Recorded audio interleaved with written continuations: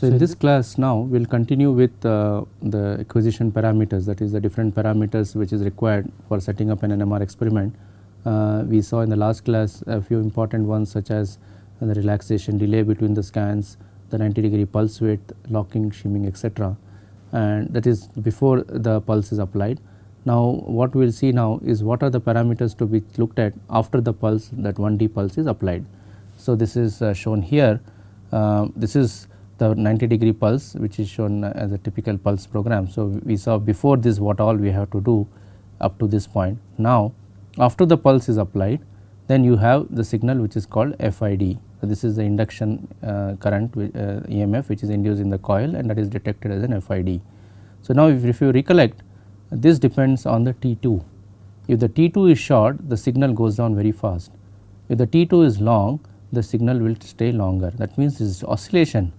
The oscillation depends how long the oscillation will happen forever, but it is reduced in amplitude because of this T2 relaxation, and the T2 relaxation reduces the intensity, and at some point it goes to 0. So, the acquisition time, how long do you record an NMR signal, depends on what is this T2 of the sample. So, in the previous class we saw that we should have a rough idea of the T1 because we need to set up the relaxation delay. In this particular case we need to know the T2 of the sample. So, we need to know both T1 and T2 of a sample for recording any NMR experiment. Again remember, T2 is something which you may know, and T1 and T2 will not know exactly for your sample. It may be a new compound every time you record. So, you should get a rough idea. So, again based on the size of the molecule typically the T2 values can be predicted. So, how long then this should be the time taken? This is typically the time taken about 3 times the T2, because after 3 times the T2 the signal has gone completely to 0. So, this is this can be mathematically shown like this, which I will show you, which I will derive now here.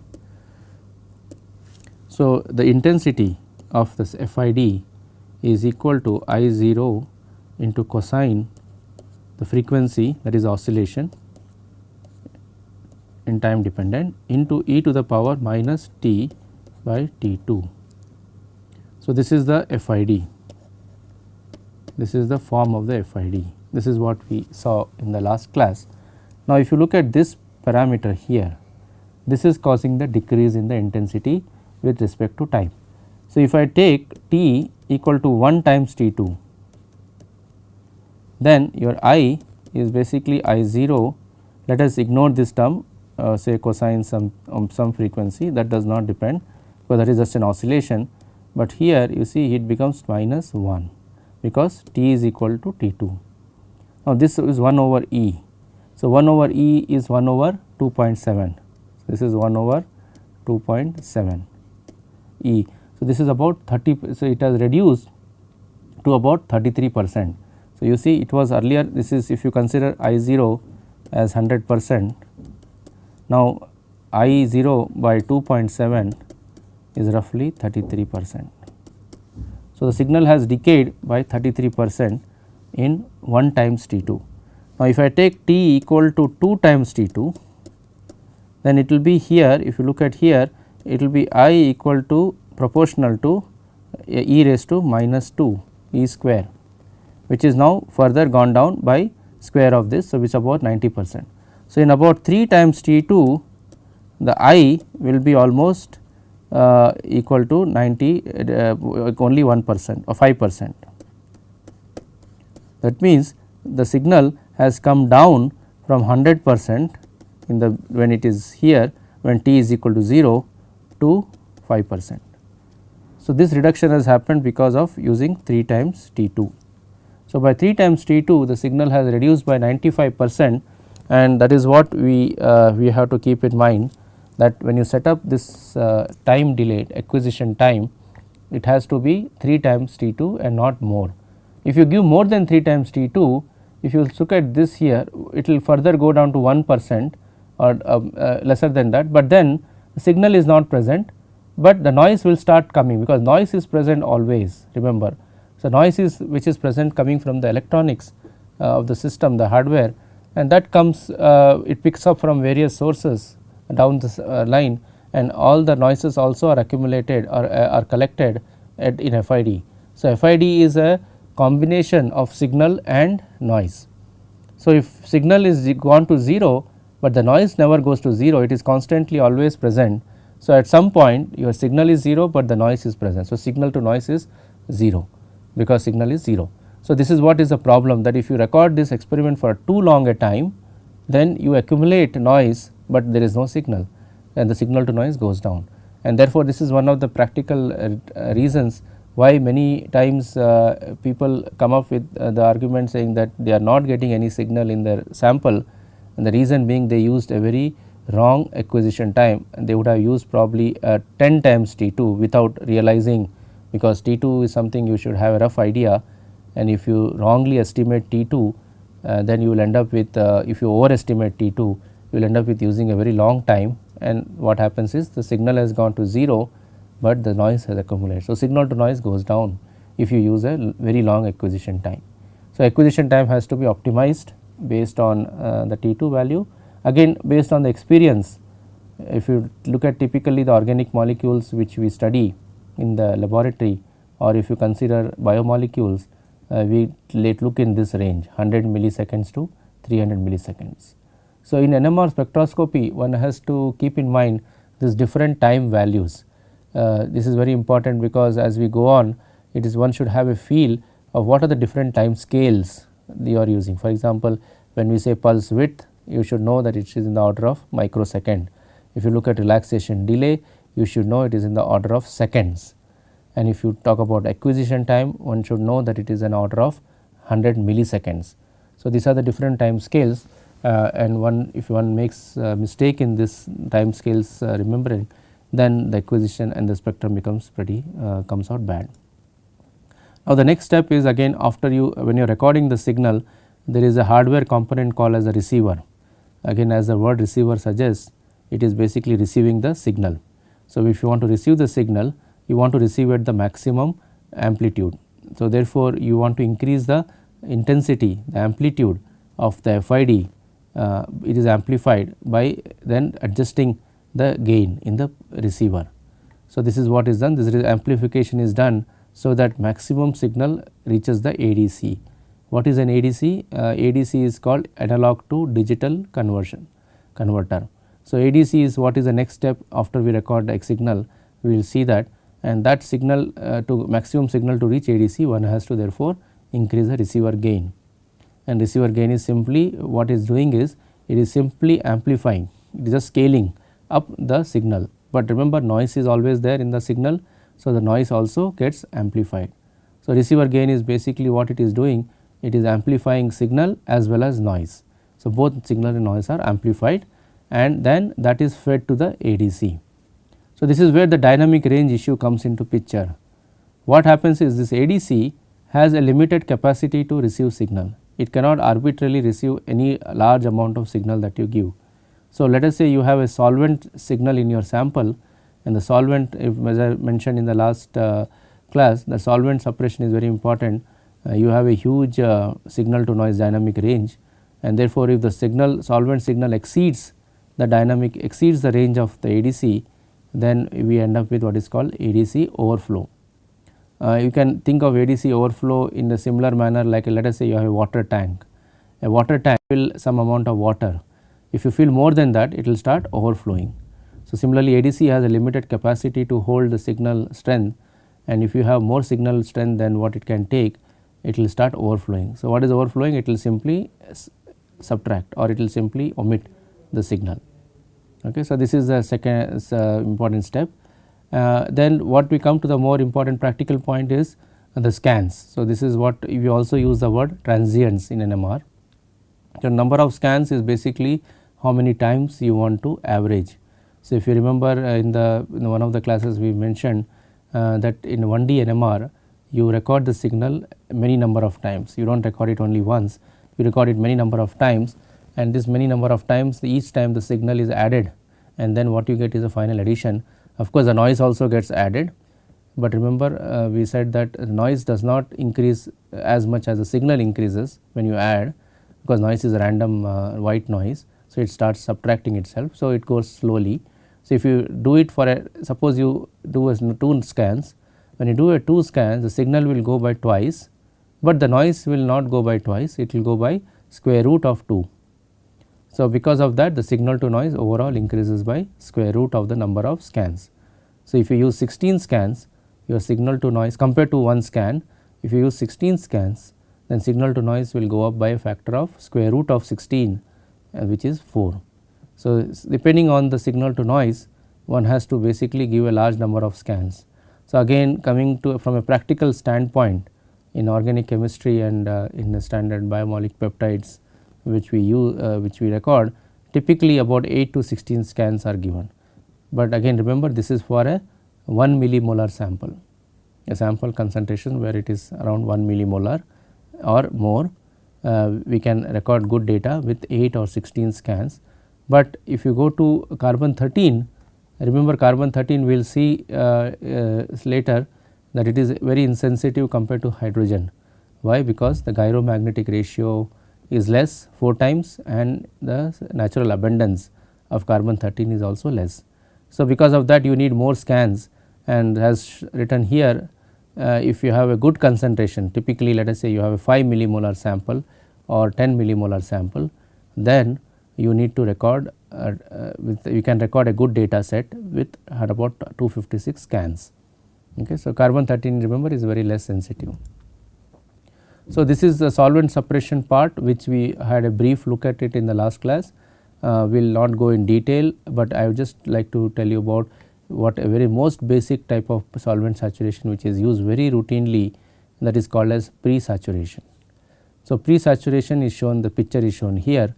So, this is called the pulse sequence again. So, remember before we apply the 90-degree pulse, this is the 90-degree pulse, we apply what is called as a pre-sat. This is a nothing but a low power continuous RF radio frequency, not a pulse now, because pulse means it is in the microsecond.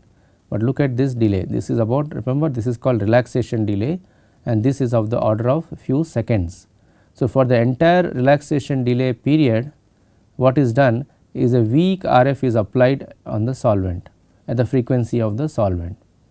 So, when you apply a weak RF on the solvent frequency, what happens is you irradiate the solvent, this is called irradiation, and you equalize the population, of the alpha and beta state of the solvent. So, if you have to you recollect that we talked about 2 energy levels in NMR, alpha and beta for spin half nuclei. So, water for example has proton, and proton has alpha and beta states, but selectively if I apply a continuous RF only on the water protons, then the water proton populations between alpha and beta gets equalized after a long time, after a certain time, and that is called saturation.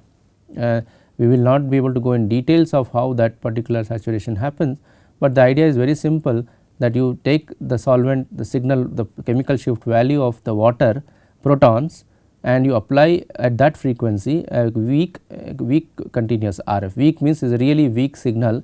This is the strength of this signal is typically about 50 to 100 hertz. Remember in NMR when we talk about strength of a irradiation, we talk in terms of hertz.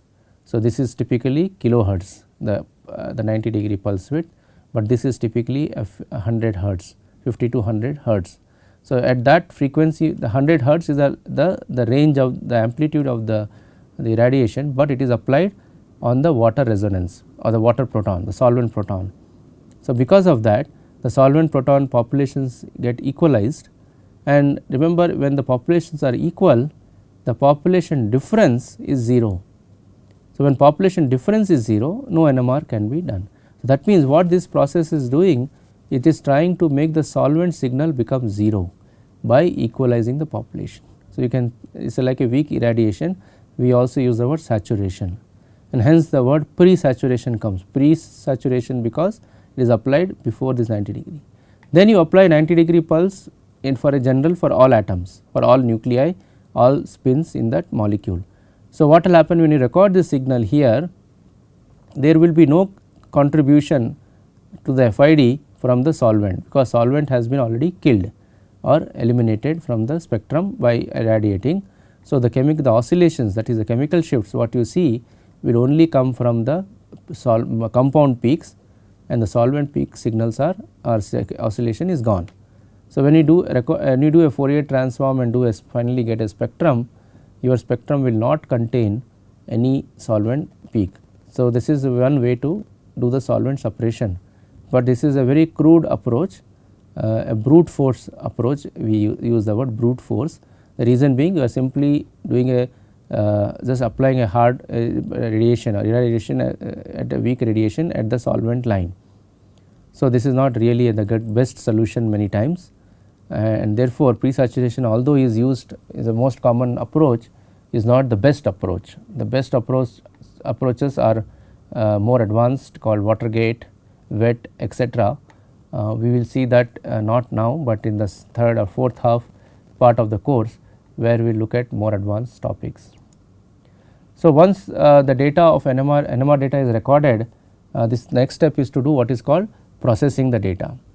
So, remember what data comes out in NMR is called FID, and FID is basically the raw data which is recorded physically by a signal, by the spectrometer. But that is not what is the spectrum. The spectrum still has to be obtained by massaging the raw data, and the raw data is massaged by doing many things. Then it is converted into a spectrum by Fourier transform. This is a mathematical technique, which is why the word FTNMR is used. But even after Fourier transform, the data is not completely ready to analyze, because there are certain things which we have to further do on this NMR spectrum, and that finally after all these steps is what we say that the spectrum is ready for analysis. So, we will see these steps now one by one. So, the first thing is called applying a window function, or this is a Greek word apodization. So, what is this thing? What do we do in window function is the following, that if you remember the FID, let us go a little further to see this FID, and we will come back to the previous slide. So, this is an FID, this is an FID, oh sorry, this side, this is an FID. So, you see this is called a raw FID. Raw means it is the crude FID which is coming out of the sample, and this is what is captured by the preamp, and then this is stored in the computer in a digital form. This is what is digitized. Now, we have to convert this into a spectrum. So, before doing that, we do what is called apodization. Apodization is like multiplying this whole signal with a exponential decay. So, if I multiply this line, what you are seeing line here, if I multiply with this FID here, I will get this is the answer, this is the output. So, you see the signal is going down, down, down slowly and finally going to 0. Why this happened? Because this is coming of this exponential decay. Because of the decay, the signal has gone to 0. So, you see what we have done is we have forced the signal to go to 0. The signal was not going to 0, there was of course signal is already 0 somewhere here, and all these things what you are seeing is noise. So, this is how the noises look like. So, the signal is present only, you can see clearly the signal here, that is FID more clearly only this side. This part of the FID is only noise or signal, a little amount of signal with noise. So, therefore, we do not want to have this portion, because this portion if I can include in my processing, my signal to noise will go down. Why? Because the noise is only present and signal is absent. So, therefore, we try to filter means we try to stop the data here, and what we do is we only now take this part of the data, and this part is anyway 0. So, this does not contribute to signal. So, you can see this is what happens. So, this is your signal. If I do not apply any window function, means if I take directly this, you should look at this picture here. If I directly take a Fourier transform of this FID, I will get a spectrum like this, peak like this, and signal to noise has been shown to be 27.8. This is from the book by, this whole thing has been taken from this book by Keeler and Pavia. So, one of the books, all this book explains. So, the picture is taken from there, and then you can see the signal to noise has been calculated to be 27.8. That is the height of the signal divided by the height of the noise. But now, when I do an apodization, I smoothen the signal, I mean I apply truncation, this is called a window function, and you basically make the signal go to 0, and when I do a Fourier transform, I will get a peak like this. So, if you compare these two pictures here, you see this picture looks much better, the second one. because the noise level has gone down. But what has also happened is your signal height is also gone down. Okay. So, why the signal height has gone down? The signal height has gone down because the peak has become wide, peak has become broad. So, it was earlier 1 hertz was the line width, here it has become 2 hertz. So, obviously the height will go down. Remember, in NMR the area is always constant, because the area under the peak, it gives you the number of hydrogens. So, for the same sample, whatever I do, my area under the peak should not change, because that is the important point, because that is what I need for my quantification. So, the area of the peak does not change, then if I increase the line width, I have to compensate by reducing the height. So, automatically the height is reduced, so that the area is kept constant, but here the noise has gone down also very high, now down a lot. Therefore, when I take a signal to noise value, I will get better value compared to this, is almost double. So, you see, by doing this exercise of a window function, I can improve my signal to noise tremendously. Of course, this is not always a factor of 2, it can vary from any way, but typically it can go from 1.5 to a factor of 2, 2.5. So, that is why it is very important to do window function. Again, in nowadays spectrometers, these are done automatically by typing some commands. So, most of the users or students are not aware of what is happening behind the screen. So, therefore, this slide is basically meant to show you that what happens when you process the data. So, there are different ways to apodize the signal. You can take only the first part of the signal, you can multiply with different functions, these are called window functions, and based on that you have to we can do the processing. So, one thing important to note here is the resolution, and this is a very important point in NMR. So, one thing a theory of NMR which we will not go into detail, but it comes from the Fourier transform, that the signal is basically present in the beginning. If you look at the FID here, what is happening is the signal is present in the beginning. As the signal time proceeds, the signal goes down to 0. So, that means your sensitivity is all focused in this side. So, if you want to get a very good signal to noise like we saw in the last slide, then your emphasis, that means your focus should be on this part. That means you should not give too much importance to this side. When you say too much importance, it means you multiply with a function which takes this part to 0, and what is more important is this part. But let us say you are not interested in signal to noise improving, you have very good signal to noise anyway, and your interest lies in the resolution, means you want to separate a peak. If you want to do separation of peaks better, then this portion of the spectrum plays a role, the later part of the FID. Now, how do you rationalize this? How do you understand this? This can be understood by a simple analogy. Let us say we have two trains moving at, let us say one moving at 100 kilometers per hour, another moving at 102 kilometers per hour. That means there is only a difference of 2 kilometers per hour between the two trains. Now, I start the race, the two trains start at the same time, but initially they are moving at the same speed, I mean same distance, the distance separation between them is not going to be visibly different. Only when you wait for a long time, then the trains would have really separated in real time and separated in time space by a large distance. So, therefore, if you have two signals, means two frequencies which are very close, that is like the speed of the train, then you need to wait a long time in the FID for them to be really separated from each other. In the beginning, the two frequencies will look very much alike. You will not be able to say that there are two frequencies here, but only if you wait for a long time towards this side, then you will start seeing that there are two frequencies. What it means, that your resolution, that is the separation between the peaks, appears on this side more than what appears on this side. So, that means if I want to get a better resolution, my emphasis or weightage or importance should be given to this part of the spectrum rather than going to this part, and that is again done by using different mathematical functions, that is the window functions. And you can look at this kind of a function here. What is happening here? If you see, it is giving very less weightage to this part. So, this is multiplied with the FID, this is the raw FID. If I multiply with this is what shown here into FID, I will see that the initial portion is going to 0, but I am giving more importance to this part. So, therefore, my separation will become better and better, but the signal to noise will go down. And why is that? Because the spectrum is given less importance here, which is where the sensitivity is there. So, the signal to noise goes down, but the resolution improves. So, therefore, in NMR, that is the major standard thing which we say, that if you want to gain sensitivity, you have to lose resolution. Why? Because if I want this part of the spectrum, this portion I have to sacrifice, that is where the resolution is there. But if I want to get resolution, then the sensitivity I have to sacrifice, because resolution is on the other side, second half, the sensitivity is not so much there. So, the resolution and sensitivity are kind of complementary, and to gain one you have to lose or trade off the other.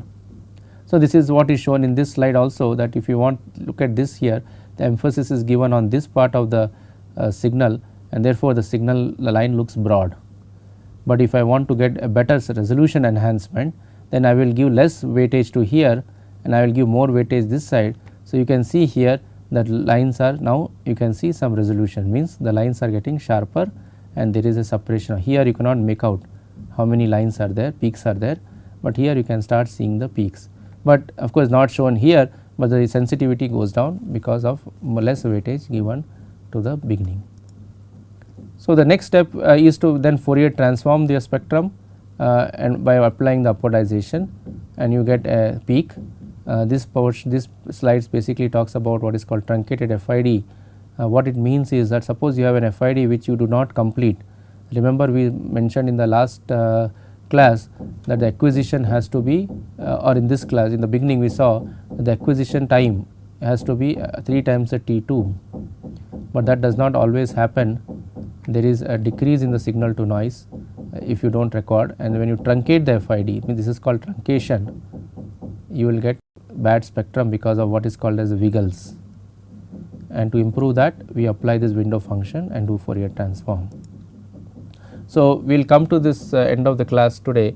In the next part, we will look at how the signal spectra, now once we have recorded the spectrum in different and process the data, we will now start looking at how it can be analyzed and the data can be interpreted.